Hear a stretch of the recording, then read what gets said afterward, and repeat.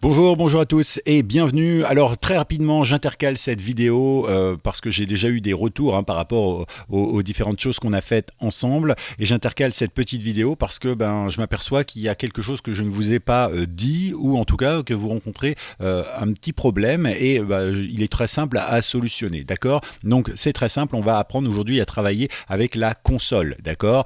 Pour que vous puissiez lire et exécuter votre code Python sans aucun souci, d'accord? Alors je vous donne un exemple tout simple, mais là j'ai créé simplement un petit projet qui affiche une fenêtre vierge, d'accord? Et donc vous voyez qu'ici, waouh, ça fonctionne. Donc c'est génial, ça veut dire que mon projet fonctionne bien. Seulement, vous avez fait remonter jusqu'à mes petits yeux et mes oreilles qu'ici vous n'avez pas forcément tous le petit bouton pour lire, d'accord? Pour exécuter notre programme. Alors ce qu'il faut savoir dans un premier temps, c'est que moi j'ai la dernière version de Visual Studio Code puisqu'on l'a installé ensemble, je vous le rappelle.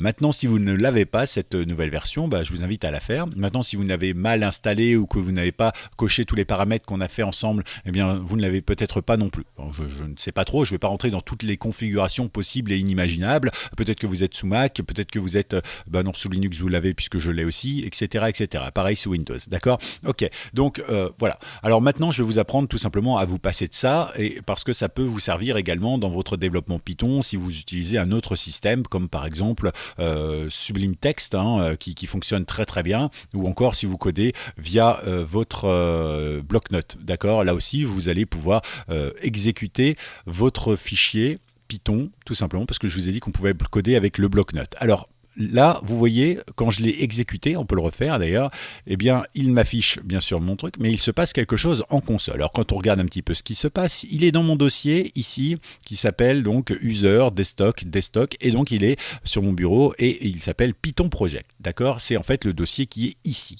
D'accord? Donc par défaut, il vous met dans ce dossier qui est ici. Il faut savoir que la console qui est là, c'est exactement la même console que ce que vous avez ici. D'accord? Donc c'est important de le dire.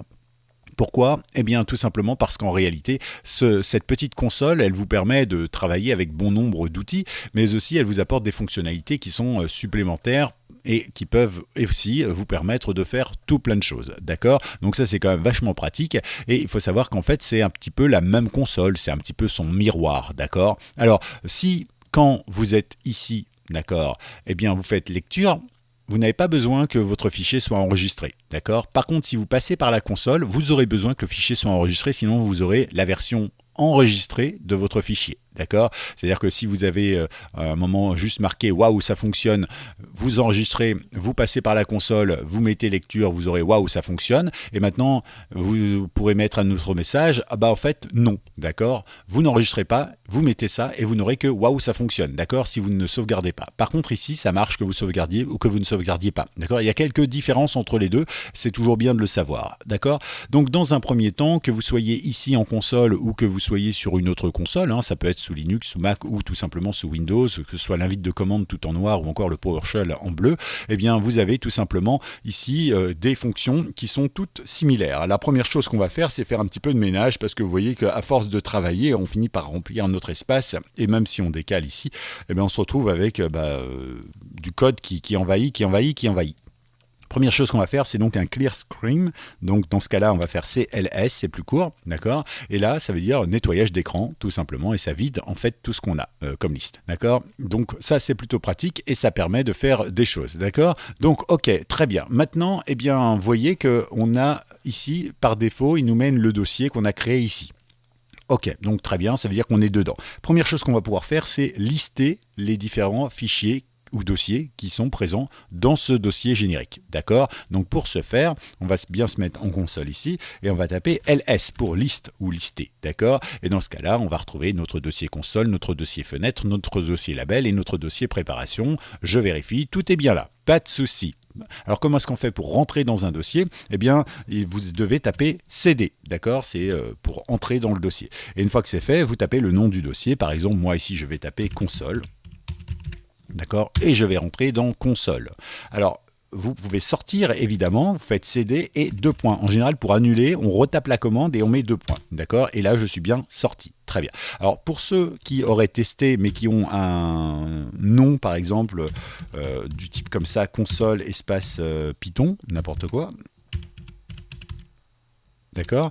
Vous avez ici un espace, d'accord? Alors il faut savoir que les consoles n'interprètent pas les espaces, ou mal, d'accord? Alors pour certains, il faut mettre si vous voulez le taper comme ça, il faudra mettre parfois des, comment on appelle ça, des pourcentages, des choses comme ça, avec des chiffres derrière, etc. Mais on n'est pas là pour en parler, on va faire beaucoup plus simple, d'accord? Normalement, vous mettez une double cote ici, donc un guillemet ici, d'accord? Et un guillemet ici, vous voyez, ça passe en bleu. Et normalement, si vous avez un dossier qui s'appelle console espace Python, vous faites entrer et là, vous allez pouvoir rentrer dedans, d'accord? Si jamais vous ne mettez pas les guillemets, eh bien, ça ne va pas fonctionner, d'accord? Bon, moi, je vous donne les informations au plus simple, évidemment, mais après, vous en faites ce que vous voulez. Vous remarquerez que moi, généralement, j'utilise toujours des underscores ou des tirets, sauf ici, d'ailleurs, je ne sais pas pourquoi, je ne l'ai pas fait. Ok, bon, donc nous, c'est fait, on va re-rentrer dans notre dossier console, d'accord?